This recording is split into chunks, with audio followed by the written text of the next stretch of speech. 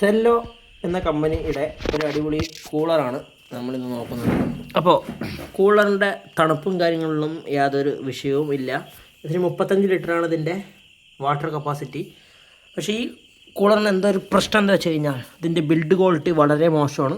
പിന്നെ അതേപോലെ തന്നെ ഇതിനുള്ളിൽ വെള്ളമൊക്കെ വീണു. അത് നമ്മളൊരു ടെസ്റ്റർ ഉപയോഗിച്ച് ജസ്റ്റ് ഒന്ന് ടെസ്റ്റ് ചെയ്ത് കഴിഞ്ഞാൽ അതിൽ ഇൻഡിക്കേഷൻ നമുക്ക് കാണാൻ പറ്റും. അപ്പോൾ ഇത്രയും കൂളർ വാങ്ങുമ്പോൾ അതിൻ്റെ ഗ്യാപ്പ് വലുതാണ്. അപ്പോൾ വീട്ടിൽ ചെറിയ കുട്ടികളൊക്കെ ഉണ്ടെങ്കിൽ കൈ ഇതിനുള്ളിൽ ഇടുകയാണെങ്കിൽ ഷോക്ക് അടിക്കാനുള്ള ചാൻസ് വളരെ കൂടുതലാണ്.